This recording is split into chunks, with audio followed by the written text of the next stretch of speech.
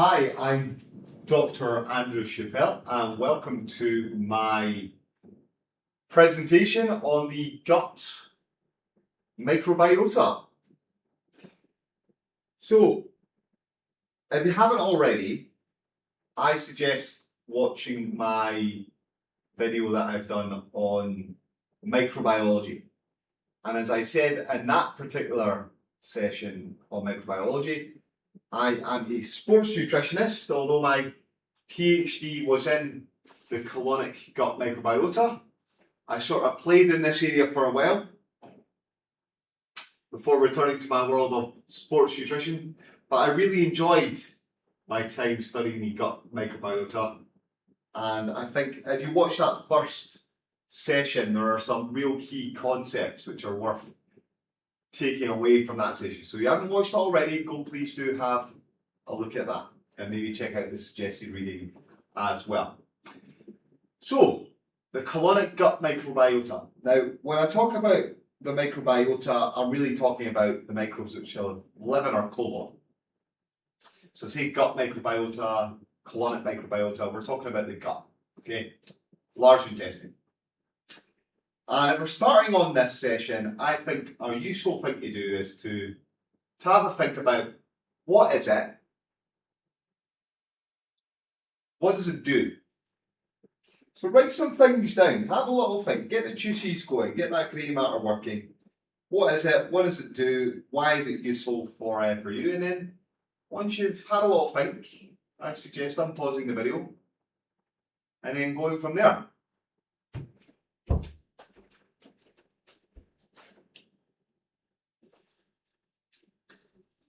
Okay, so like I said, I did my PhD in this area.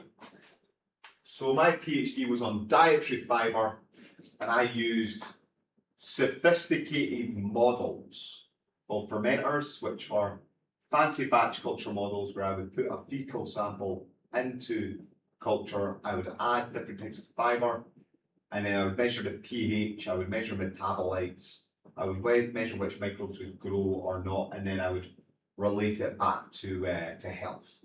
That's what we were doing, and I would run multiple experiments from different donors to see what was really going on. And as I mentioned in the other session I did, one way to think about microbes is to just think about them as competitive environments in exactly the same way that you'd think of any other sort of competitive environment in the natural world. So think about a coral reef, think about a woodland, think about a tropical rainforest, think about a desert. Yeah, there's all sorts of animals, plants and things like that living in these environments, filling different niches, fulfilling different roles, all competing for resources. And that's what's happening within your gut. There's competition for resources. It's warfare. Sometimes the relationships are commensal in that one does something and it doesn't affect the other one, and they live and they coexist. Sometimes it's symbiotic, so one will produce a metabolite, the other one will eat that metabolite or live off that, feed off that metabolite, it'll produce another metabolite, and then maybe it'll produce a vitamin or a mineral which an our microbe which will use, and then the human body will use that vitamin or mineral or that metabolite. Sometimes it's pathogenic, whereby some microbes will grow under certain conditions. Maybe there's a lack of fibre, maybe the pH is too high, maybe there's dysbiosis and it's the environment or the ecosystem's out of whack. So fascinating thing to try and study, very complex, and I'm going to talk a little bit about it today, and hopefully you'll be able to come away with this with a little bit more of an understanding about what's going on within the gut.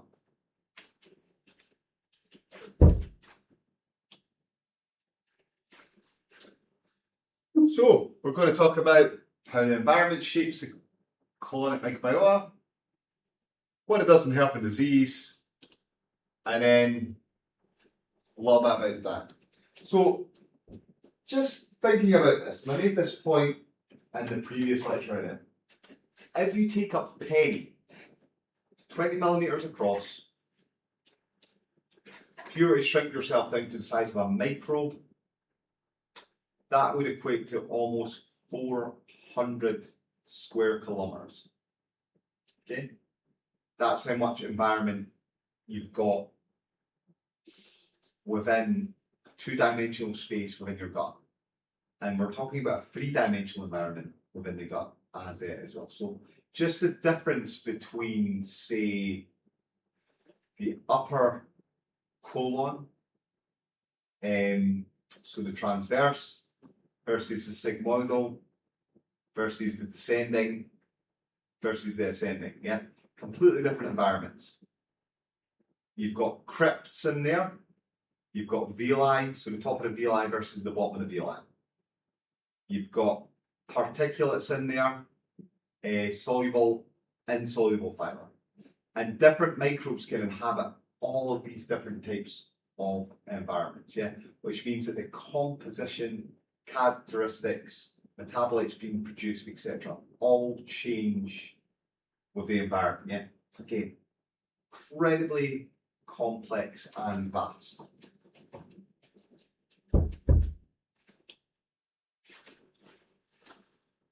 So I'm going to talk about the gut, but I had this slide on my previous lecture, and this really just sort of emphasises the point that I was making, that depending on where you sample on the human body, so this is data from the Human Microbiota project, or Microbial project, you get different outcomes. And what we have here is we've got different families of bacteria. You've got 17 different families which these bacteria belong to. And depending on where you sample on the human body, you get different proportions of bacteria which are more prominent on here. So differences between the airways, behind the ears, in the mouth, and the oral cavity, in the teeth, to the back of the throat. Vast differences. And this does not include differences in magnitude. This is just proportion. So you can go from, say, tens of thousands of bacteria to billions per square milliliter, okay? And the gut, the colon, is the most densely populated of all the environments. And depending on the human being that you sample, you see differences as well. So again, we've got different families. What you've got is you've got different families. These are different microbes in different proportions across different people. And we've got a stool sample. This is representative of the colon, because how else do you get a sample of the microbial tract? And you can see that there's a balance between what we call Firmicutes and Bacteroides. They are the two most predominant families which live within the gut. Proteobacteria, if you see a lot of that, that typically is characteristic of a dysbiotic situation. So that's the yellow on that graphic. Below that, what you've got is metabolic potential. So these are things which all these microbes have in common, which they all do. And you can see, despite the huge difference in microbial composition, just in terms of families, there's remarkable conservation about what they can actually do across the gut. And that kind of raises the question that, well, what is a healthy microbiota? Because although you can have different families which predominate, if those families and those microbes fulfill a similar niche, then maybe we shouldn't get caught up too much on the exact composition. But actually what becomes more important is actually the overall diversity. And you can get huge diversity of microbes just within a family alone in terms of species, genus, etc. from here.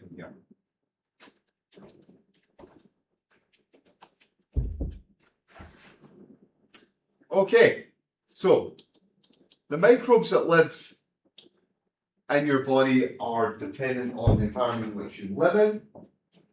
So clean, is it dirty? Do you live in a town? Do you live in the countryside? Do you have pets? What's your personal hygiene like? How much exercise do you do? Not in terms of just going to the gym and being fit and healthy, but is it inside, outside? Are you sweating a lot? What's your diet like? Because your microbiota grows depending on the nutrients that you put in your body, that'll influence the microbes which are in there. What relationships do you have? Your relationships between your family, you're going to have a closer microbiota profile compared to your work colleagues, compared to a stranger you meet in the street. And there's this concept of the microbial cloud, and we're all walking around with our own microbial cloud, and that your and mine, when we meet each other, our clouds will interact and we'll share some microbes. Now, microbes can be completely transient, completely benign.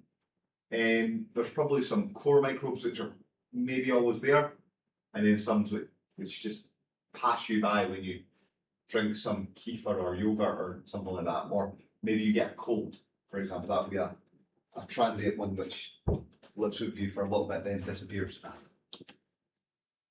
Okay, so what do they do? This is the thing. The colon used to be thought as just a place of whereby waste would accumulate, and then you had roughage, and then you pass it out, and you maybe absorb some water, right? We now know that your gut is a great big fermenter. In the same way that a cow ferments grass to get energy, your body will ferment nutrients to produce short chain fatty acids, and then your body uses that as an energy source as well. Without a microbiota, you do not develop an immune system. You take a germ-free animal, notobiotic we call them, you put it in an environment with no microbes, and it never develops a proper gastrointestinal tract, it never develops an immune system. So essential for you to have a microbiota for this alone. Microbiota prevents you getting pathogens through colonization resistance, maintains a low pH, it produces antimicrobial compounds, short-chain fatty acids. These are byproducts of fermentation. These regulate your immune system, they regulate your GI tract in terms of growth and development and maintenance, but they also are anti-carcinogenic, they regulate cell death, things like this. And if you only take away one thing from this whole lecture, it is that high species diversity is important, and so are high degree of short-chain fatty acid production for health from your gut microbiota. So that's your key take-home point.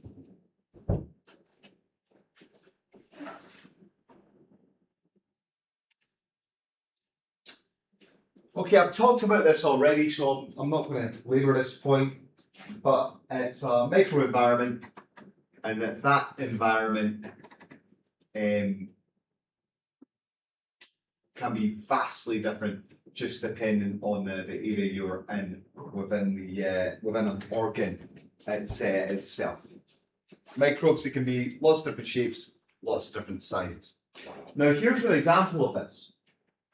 So this is the lumen of the gastrointestinal tract. So that long tube, this is the space. And what you can see is you've got lots of different environments. So you've got your digesta, this is your material which has made its way to the colon, which is maybe not being digested properly. So you might have a piece of sweet corn in there, or a trapped piece of sugar which is bound in a fibre layer. Some of it's soluble, some of it's insoluble. So microbes might be living on the actual insoluble layer and fermenting it. You've got mucosal layers, different types.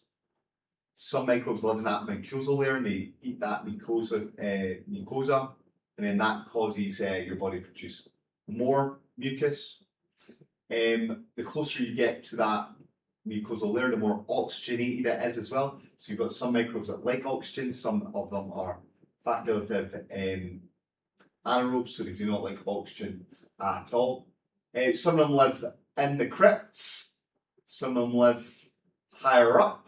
Some of them produce antimicrobial particles, and that means that some microbes can grow, some microbes can't grow. Some will have mutualistic relationships, so we've got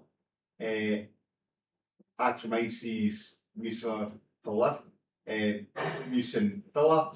then you've got Bacteroides. So Akkermansia eats the mucose, produces a compound, that allows the Bacteroides to potentially grow in that particular area. In IBD, you might not have the same microbe, so you don't get the same sort of relationships. Yeah. So depending on the environment, you get huge differences in microbes which can exist. Now, I've mentioned this already. The two main phyla are the Bacteroides and the Firmicutes. You see proteobacteria as well. That is predominantly Bacteroides, Firmicutes. You've got actinobacteria, that's where your bifidobacteria exists. That's a popular probiotic. After the families, you get down to the genus. So you've got Bacteroideaceae, Prevotellii, Lactospiraceae, Ruminococci. These all belong to your main phyla. You can characterize these as gram-negative or gram-positive type bacteria when you stain them under a light microscope from here. And although there are a few families, there's well over 1,000 different species that have been identified. The average person might have any number of species, upwards of 150, and that doesn't include the different types of strains in which they might belong to from here.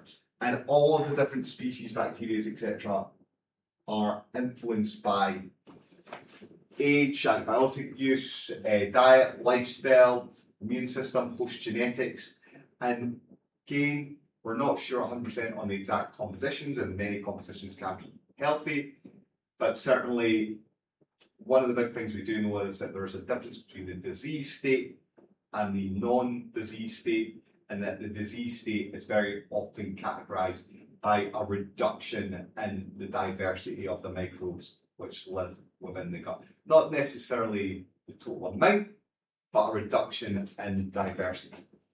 Now, whether the disease comes first or the diversity reduction leads to the disease, that's open to discussion. So as I mentioned already, gross anatomy, pH, transit times, mucin layers, amino interactions, oxygen gradients, age, all these things can influence just microbes where they grow, where they're at.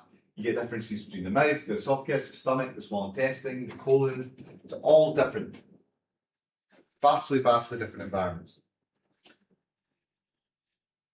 Density is influenced as well. So stomach, H. pylori is famous for living in the stomach. Staphylococcus and Strep, famous for living within the small intestine. But these, and lactobacilli, but very acidic environments on here. That as you move down from the stomach to the colon, the amount of bacteria living within the gut exponentially increases all the way up to 10 to the 14. Yep, so well over 1 trillion different types of bacteria. Species composition, genus composition changing. You can see here as well.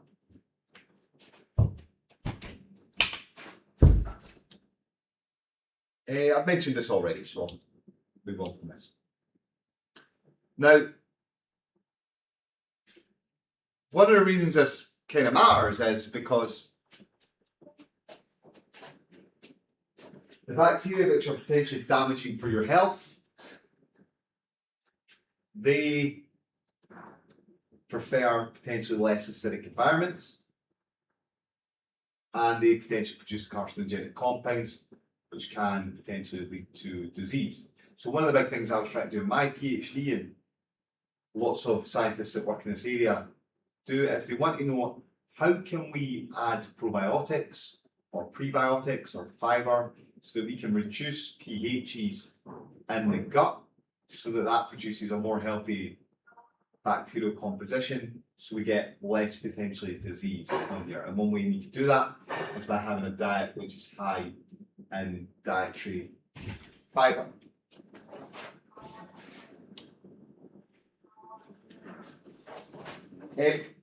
Transit time is important as well, so you might be familiar, you might not be familiar with this concept.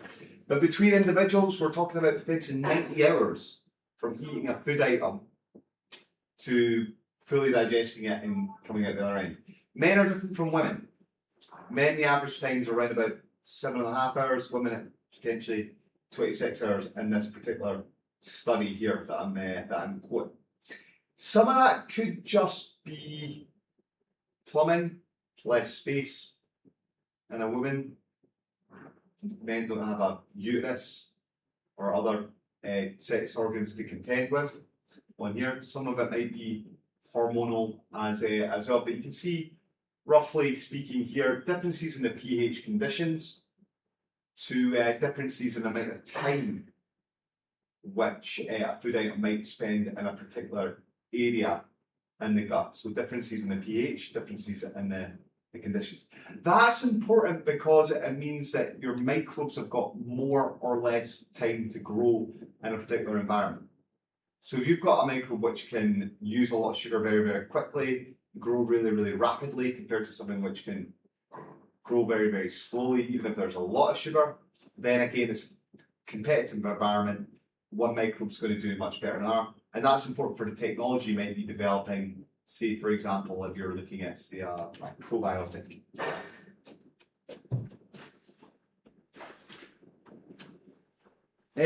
Here's an example of this as well. So you've got here different pH conditions on the bar graphs. You've got the same microbe growing at pH 5.5 versus 6.5. And you can see different individual strains grow differently under different conditions. Again, not so important that you know what those microbes are. Again, just emphasising the point, these are all common bacteria that you find in the gut. Also, peptide. If you add more or less protein to the mix, some bacteria do better or worse. Again, that can relate to thinking about the type of diet that you're consuming. The other graphic shows how quickly different microbes can grow under certain conditions as well. So again, if you've got this bacteria here which grows very, very quickly, then that can outcompete the other microbes for the same fuel and resources, if indeed they are all put into a combination or a mix together, which again makes things very complicated as well, and can really emphasise the importance of diet when it comes to which microbes potentially grow within the gut.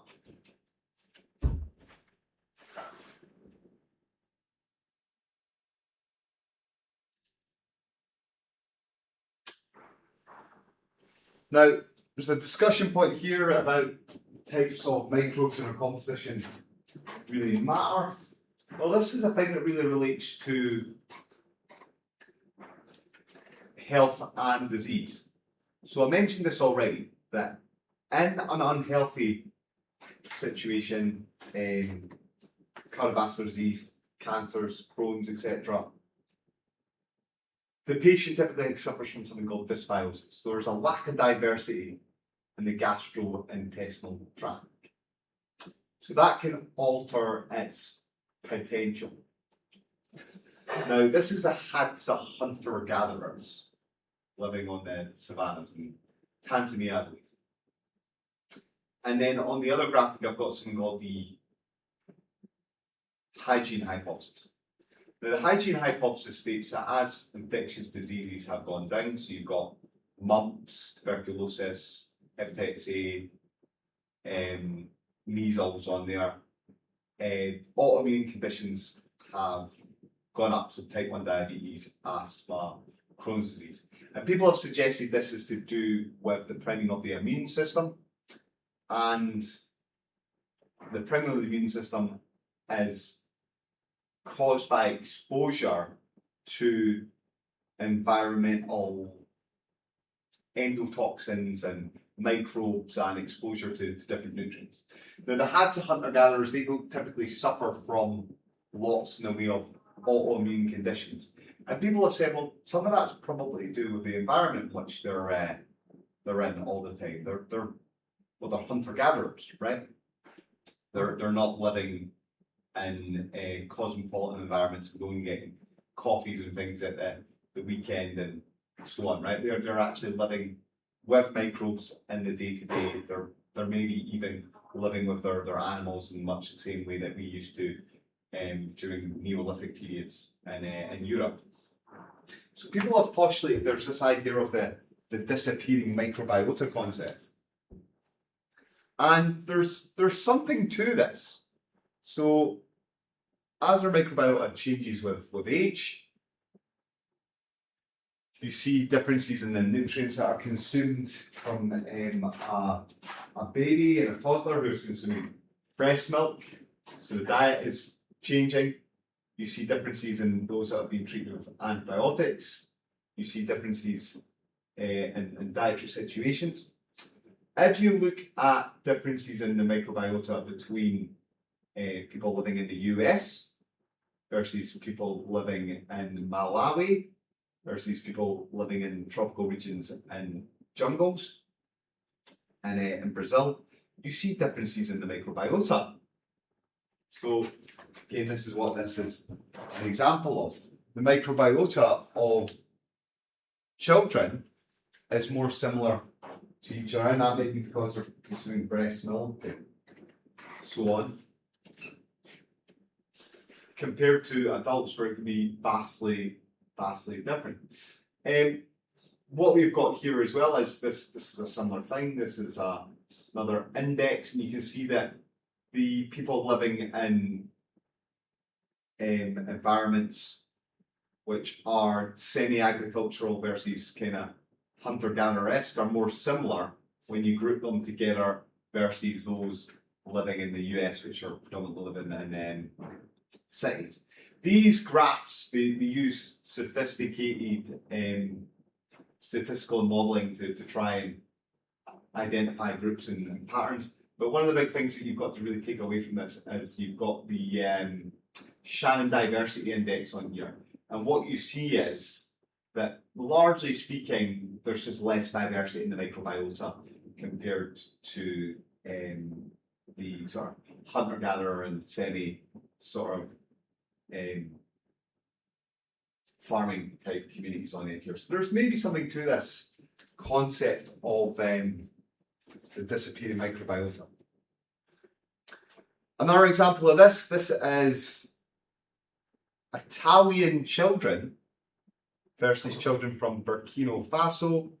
And what they've seen on this one, you have the children from Burkina Faso on the left-hand side, the children from Italy on the right-hand side, and you just see vast differences in the composition and the families of microbes from the Burkina Faso children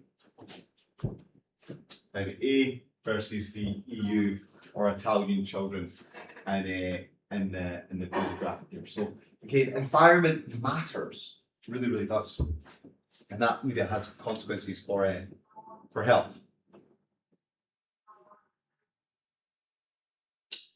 In terms of what's in there, again, this is what you find. I mentioned this already. There's maybe core microbes. Certainly, this study of European samples indicates that you're looking about maybe almost 20 species are present in about 57% of individuals, and 75% of species are present in around about 50% of individuals. However, being present doesn't say anything about abundance, because you can see 12 to almost 2,200 fold differences in a particular species between an individual. Okay, so you might have it, it's core, but you don't have a lot of it. Okay, and what's in the rest of that? I mean, what's the other 43% or 50%? And they're probably filling some niche, and they're doing jobs which any infinite number of other ones could potentially be doing as well. Fish, this is a way of counting bacteria. These are counts of what the common types of species are, again, based on the genus rather than the family level, so beyond the Firmicutes and the Bacteroides. Okay, now this is your Hadza hunter-gatherers again.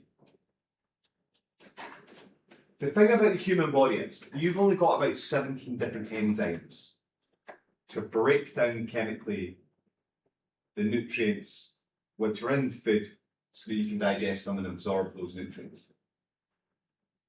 So anything you can't break down in the upper gastrointestinal tract makes its way through to the lower gastrointestinal tract, where you don't really have any enzyme capability at all to digest any nutrients. So everything that's left over gets digested by microbes that live within the gut. Right? So you've got 17 enzymes.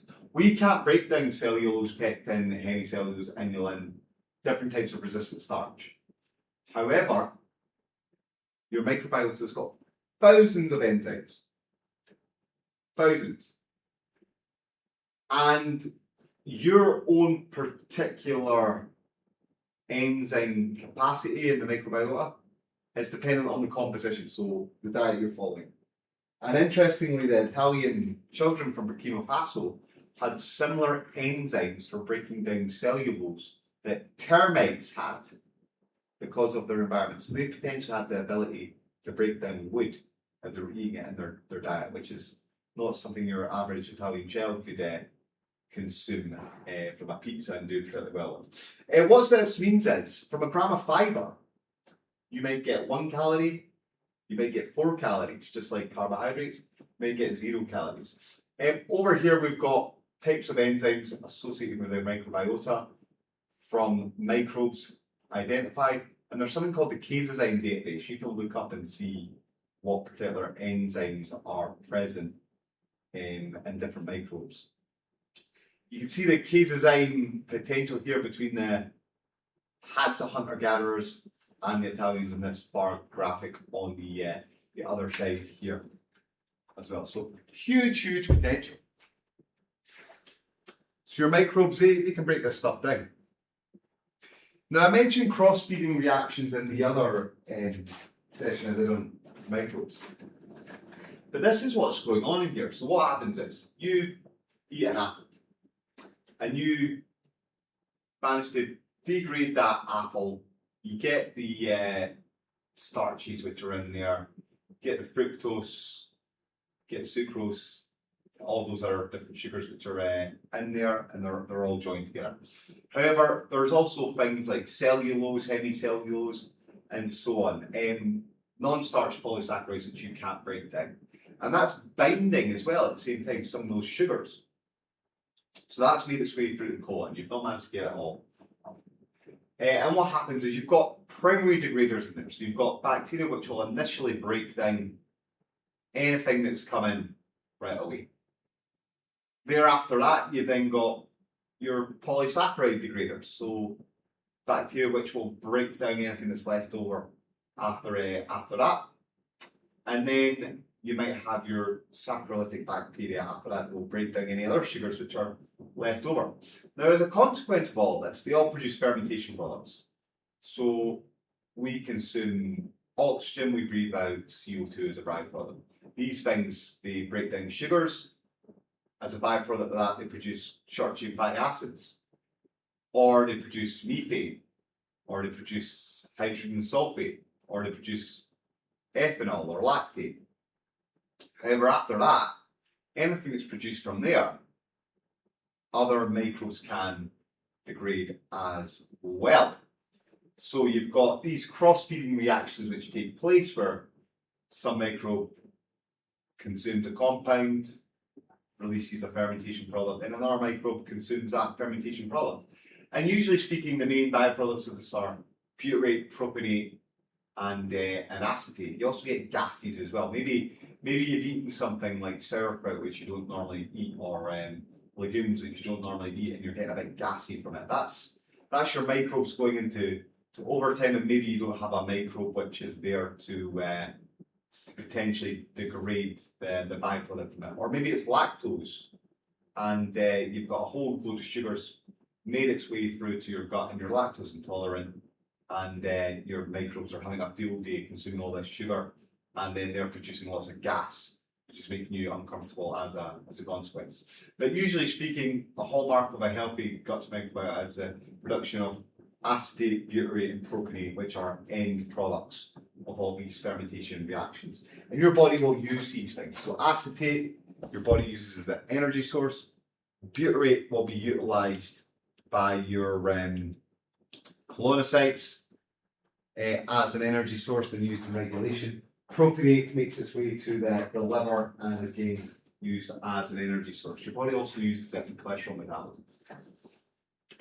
Now there is this concept of keystone species. This is really interesting.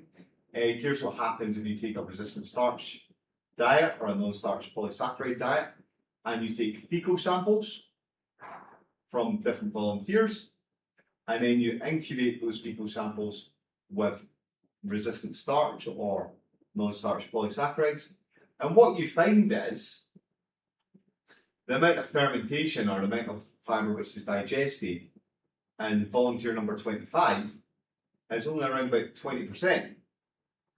When you look closely, what you find is that this particular individual lacks a particular type of microbe called Ruminococcus bromii, so they don't have this. However, if you add Ruminococcus bromii as a pure culture into that sample, then what you can find is they can then digest all of the starch again. If you compare it to other microbes, so we've got, for example, Bifidobacteria adolescentis, Eubacterium rectale, Bacteroides beta microbium.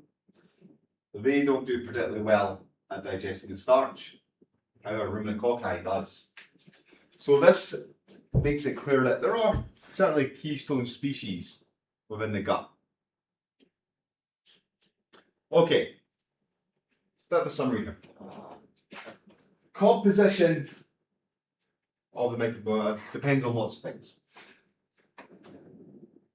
Hallmark of a healthy gut microbiota at different life stages is high diversity. There's key species which seem to be better at digesting certain compounds than other ones. So if you lack keystone species, you might not be as good at breaking down resistant starches, for example. The exact composition is difficult to understand. But there's probably a lot of different varieties in which you can be healthy. And then we have actually managed to isolate and identify and characterize lots of the most abundant taxa. Okay, have a pause here, have a think. What do you know about diseases of the lower bowel? And what do we think we know about the microbiota in relation to these? So I've already mentioned about diversity. So what do you think is going on? Have a little think about that. Pause the video.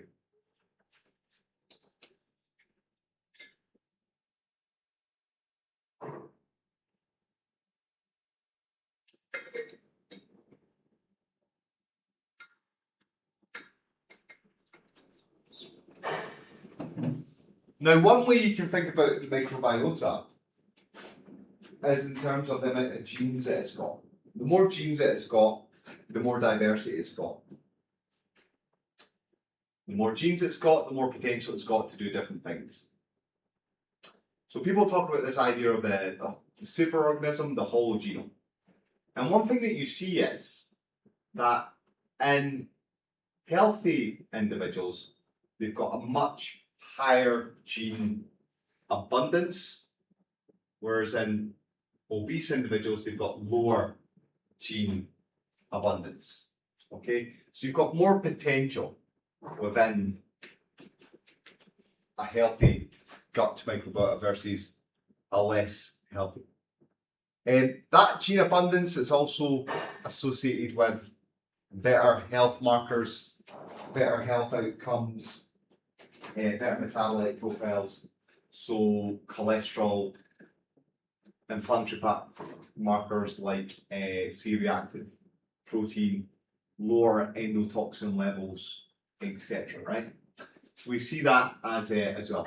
Moreover, this is what's called a principal component analysis, and again, not so important that you're able to interpret it fully, But one of the things that you sort of realise when we look at frail, unhealthy, long-term residential patients versus healthy community living-based individuals is you see differences in the microbial profile. Again, these things separate out, and that you also see differences between diets which are higher in dietary fibre, higher in fruits and vegetables, lower in trans and saturated fats. So a diet which is healthy has got higher abundance in terms of its diversity, and again it's got more potential, and you see less comorbidities, less issues with systolic, diastolic, blood pressure, better BMIs, and so on and so forth.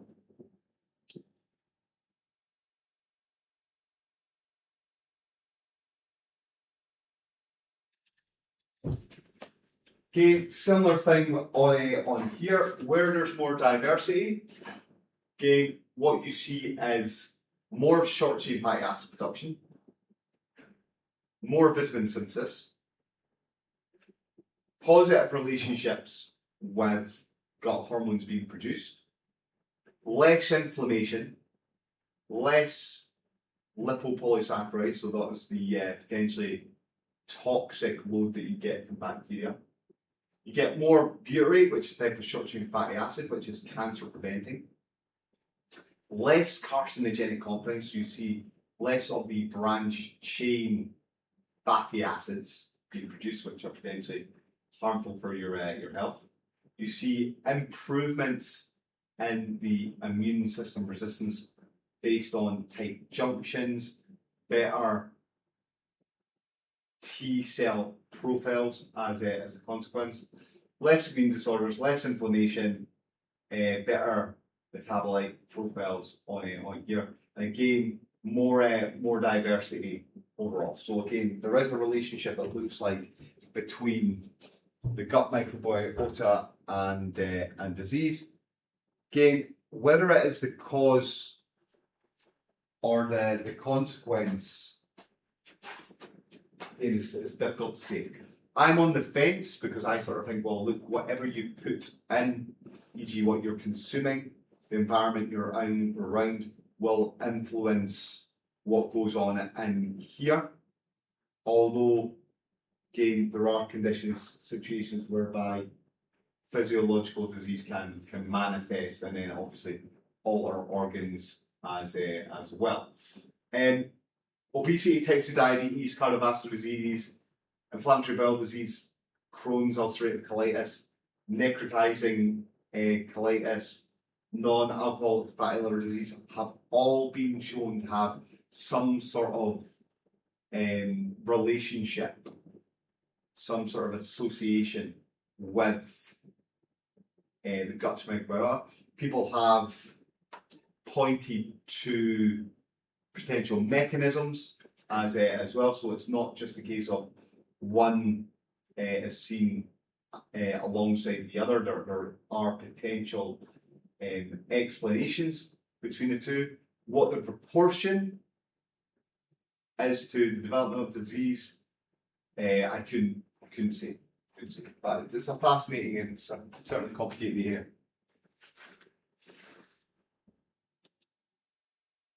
Okay, let's talk about diet. So these are predominant short chain fatty acids produced as a consequence of fermentation within the gut. You've got acetate, butyrate, propionate. I've mentioned what these are already. Lactate and succinate are produced. They tend to be converted into propionate and butyrate. Okay, so if you see a lot of lactate and succinate in somebody, it's usually because there's maybe something going on whereby the microbial profile is disrupted. So it's a hallmark of disease. Branched chain fatty acids typically seen as a consequence of protein metabolism.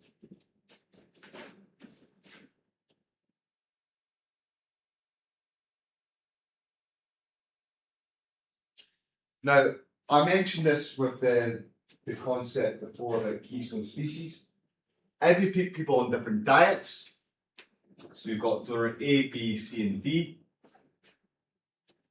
and you look at short chain fatty acid profiles from fermented fiber, you can see if you look at the total amount of short chain fatty acids produced in 24 hours, you get 90 nanomolar per litre versus 73.6 versus 89.6 versus 74.6, right?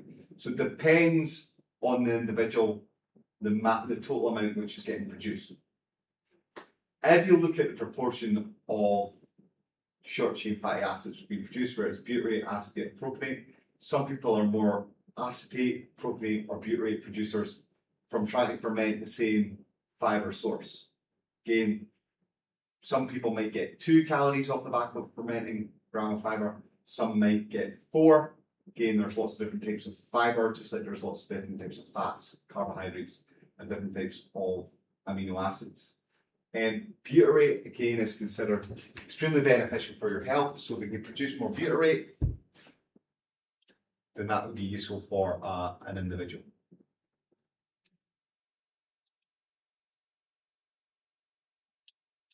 Okay, this is short chain fatty acid production on a high protein, medium carbohydrate diet, high protein, low carbohydrate diet, or a maintenance diet. So you've got maintenance, you're producing 108 nanomolars per litre, high protein, low carbohydrate, you're producing 73.59. Okay. So with a low carbohydrate diet, you see a reduction in total short chain fatty acids being utilized. That could be in association with fiber, which is in the diet in total, but some of that carbohydrate which you usually consume ends up making its way through to the lower gastrointestinal tract. Notably, there's a significant reduction in butyrate, and there's an increase in the amount of lactate which is being produced as a proportion as well. So you're seeing a reduction in these things on here. Percentages go down, right? So you go from 15% of what's being produced in terms of butyrate down to 11%. You go from 3% lactate being produced up to 4%. So you're seeing differences in the proportions and the amounts. Most notably as well though, you see a difference in the gut pH.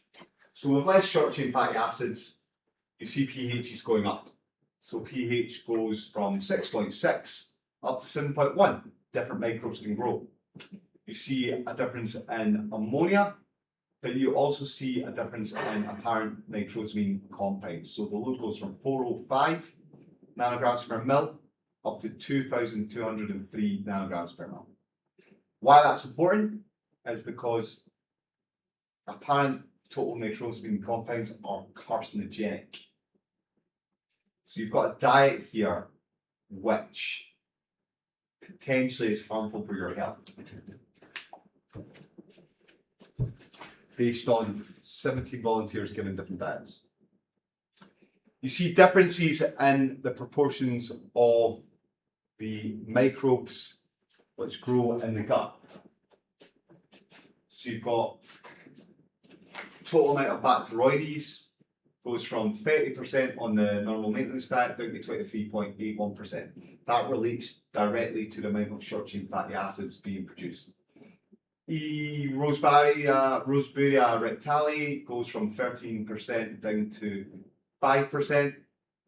Again, this is an important one because it's butyrate producing bacteria.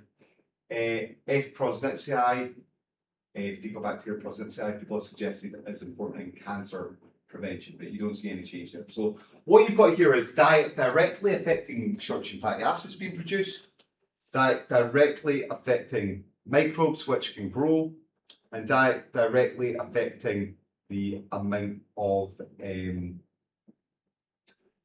carcinogenic compounds being produced as well, alongside the pH.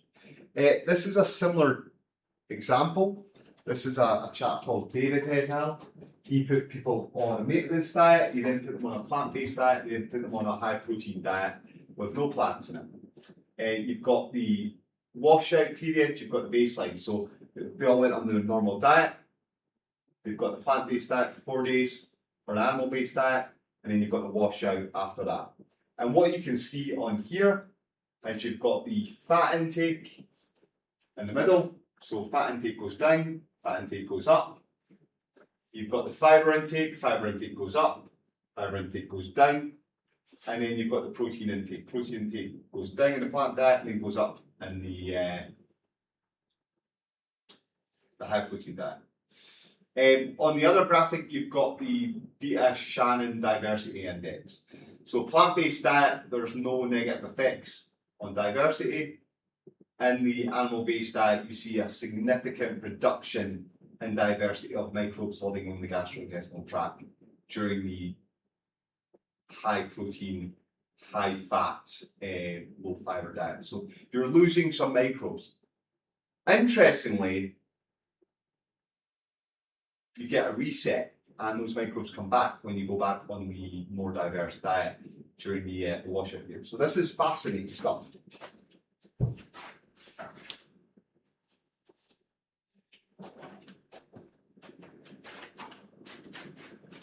If you look at bile acids are potentially carcinogenic. They get modified by microbes living within the gut. These all go up on the animal-based diet. I mean, it's a high-fat diet. You're going to have to get more bile being produced, so you get more bile salts getting produced off the back of it. If you look at acetate and butyrate, both important short-chain fatty acids, they drop significantly on the animal-based diet. If you look at short-chain fatty acids, branched-chain fatty acids, they increase significantly. So again, hallmark of protein fermentation. Not so important that you see all the differences or you understand all the differences in the microbes which are growing on one type of diet versus the other one, but there is a difference, and what you see is more potentially pathogenic bacteria growing on the high protein diet. Again, long term could be damaging for your health, and certainly there is a precedent for this. So these are studies looking at diets high in red meat, linking red meat to colorectal cancer. So there's maybe something going on here, and if you look at meta-analyses on these, what you see is that there is a small but significant increase in colorectal cancer risk from studies which have looked at the relationship between adding more and more red meat to your diet every single day. So you're talking about a 1.12 increase in relative risk, and this is a forest plot. The further you are from this line, the greater your magnitude of risk is. The thing to say about these types of studies, though, of course, is that they don't often factor in other lifestyle factors like people that have got diets high in fat, protein, or also high in saturated fats, trans fats, typically smoke more, typically have got other poor lifestyle factors as well. Hopefully I've managed to convince you that you can see changes in the microbiota with the diet. The microbiota changes over time, depending on the environment, life stage, healthy, not healthy. There is a link between low carbohydrate diets and changes in the gut microbiota, and this could be why there is a link between disease risk like cancer and health. Although very important to sort of consider, fibre is probably predictive because it produces lots of short-chain fatty acids. It maintains diversity, and maybe you can eat all the meat, or maybe you can have your meat and enjoy it if you have a high fibre diet as well.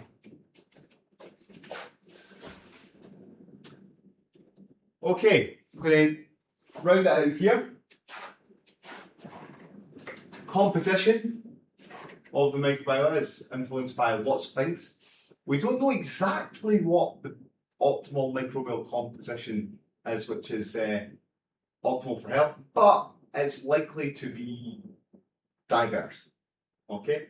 In diseases, you see changes in the microbiota, you see low species diversity, low short-chain fatty acids, an increase in inflammatory markers as well.